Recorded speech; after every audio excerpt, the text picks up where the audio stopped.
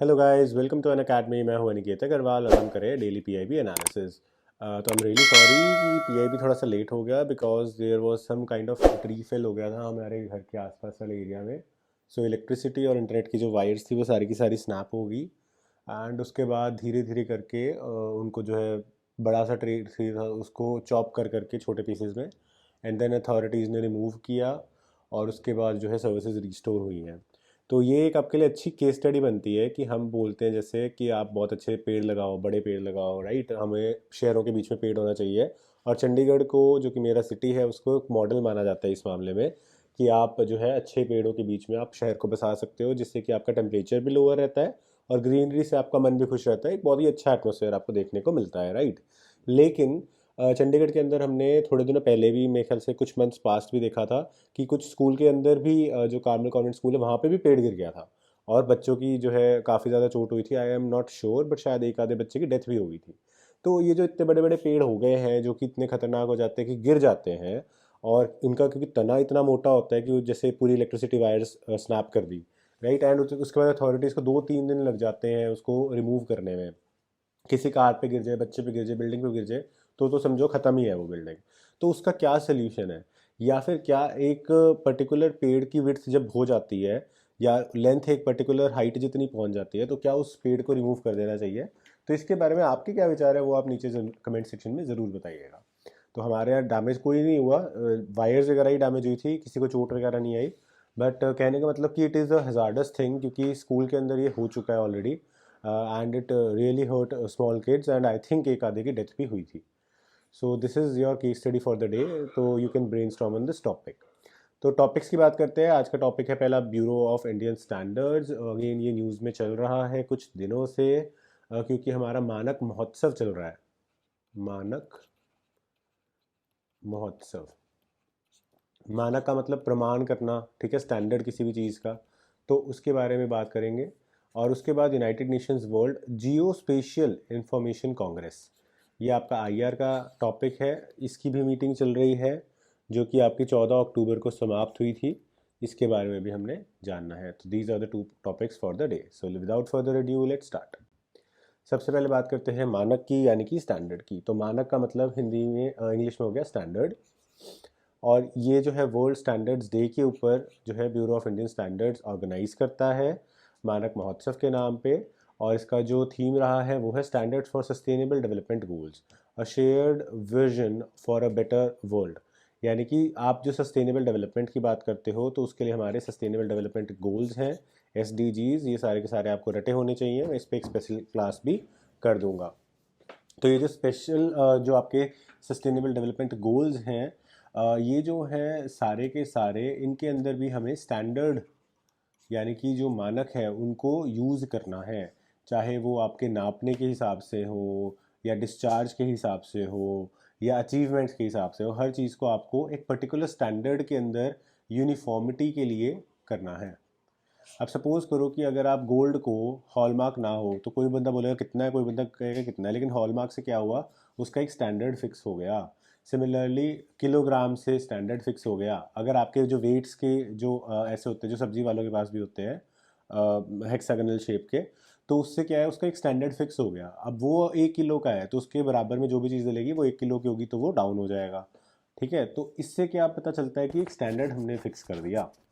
तो स्टैंडर्ड्स हमारे लिए बहुत इंपॉर्टेंट चीज़ है।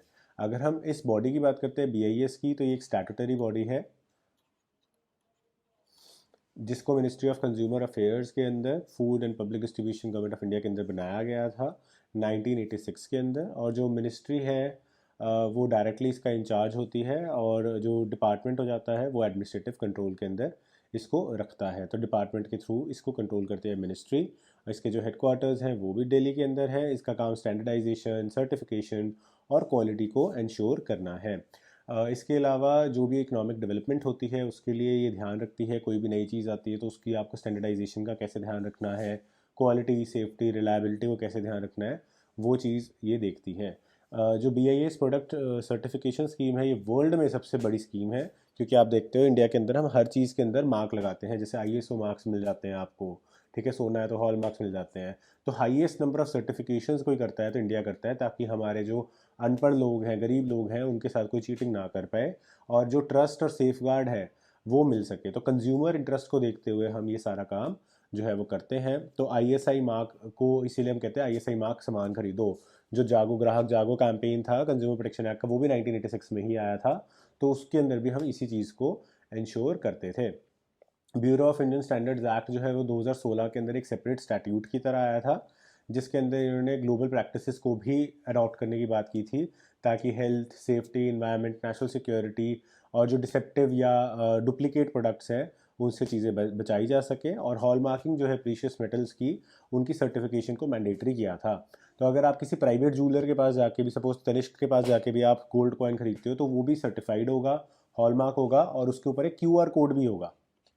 There will be a QR code जिसको आप स्कैन करके उसके बारे में सारी इन्फॉर्मेशन निकाल सकते हो।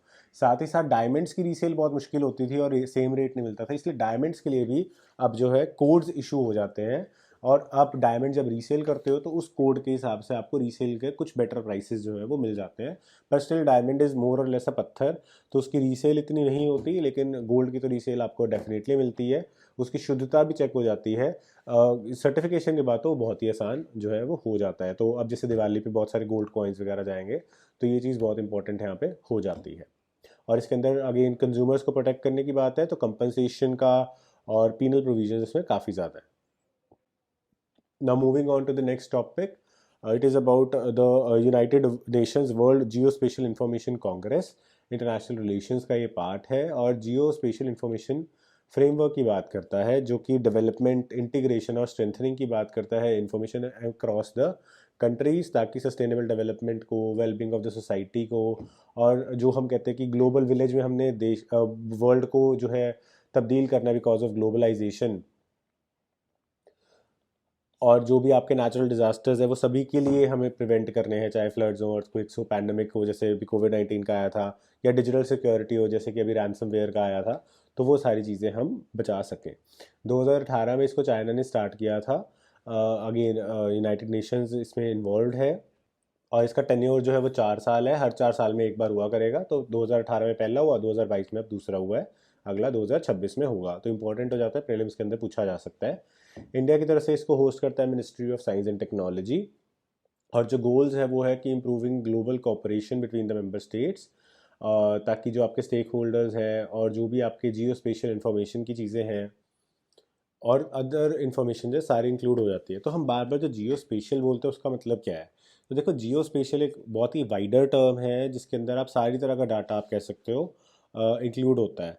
तो सारी तरह का डाटा इन द सेंस कि आपका geographical locations, geographical information systems, remote sensing systems, global positioning systems जो आपके मैप्स के थ्रू होते हैं, जैसे गूगल मैप्स वगैरह चलता है जिससे कि आपके कोऑर्डिनेट्स, रोड्स की लोकेशंस, ये सारी चीज़ें आती हैं, रोड मैप्स आते हैं। इन सभी चीज़ों को जब आप इंटीग्रेट कर देते हो तो वो बनता है जियो स्पेशियल सिस्टम, यानी कि आप पूरे वर्ल्ड में हर एक जगह का मैप एक्सेस कर सकते हो, वो डायरेक्शंस एक्सेस कर सकते हो, सभी के लिए एक चीज़ को बेनिफिशियल बना सकते हो। और 2022 की थीम भी यही थी, जियो एनेबलिंग द ग्लोबल विलेज, कि हमारा ग्लोबल विलेज है, इसको जियो एनेबल करना मतलब किसी को भी पीछे नहीं छूटना, एक छोटे से छोटे गाँव को भी आप डिजिटाइज करके मैप के ऊपर ला रहे हो, ये सारी चीज़ें इसके अंदर कवर हो जाती हैं। अगेन रिलायबल हाई क्वालिटी जियो स्पेशल डाटा की बात करते हैं।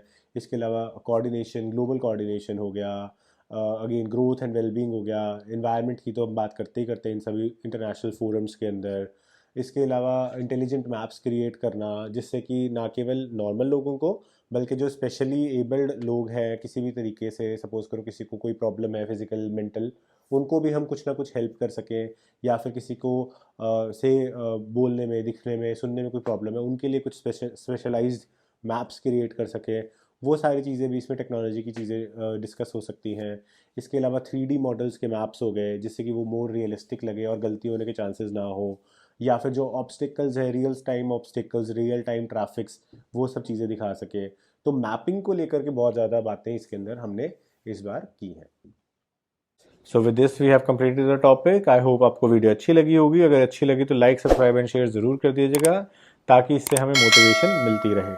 अगर आप UPSC CSC की अच्छे से प्रिपरेशन करना चाहते हैं तो मैं रिकमेंड करूंगा आपको कि आप UPSC खान अकेडमी का सब्सक्रिप्शन लें जनरल स्टडीज़ के लिए, जिसके अंदर आपको प्लस, आइकॉनिक और लाइट 3 वेरिएंट्स मिल जाते हैं।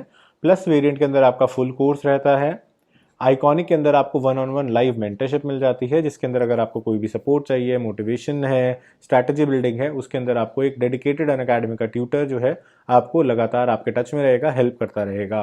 और अगर आप एक वेटरन एस्पिरेंट हैं, आप ऑलरेडी कई बार तैयारी कर चुके हैं और आपके अंदर कुछ कमियां जो है वो रह गई हैं, जिसके लिए आप सिर्फ टेस्ट सीरीज एक्सेट्रा या रिवीजन क्लासेस को ज्वाइन करना चाहते हैं, तो आप लाइट कोर्स को भी ऑप्ट कर सकते हो। सभी कोर्सेज के अंदर आपको अट्रैक्टिव ईएमआई ऑफर्स और लॉन्ग टर्म प्लान्स के ऊपर डिस्काउंट्स जो हैं वो भी मिल जाएंगे।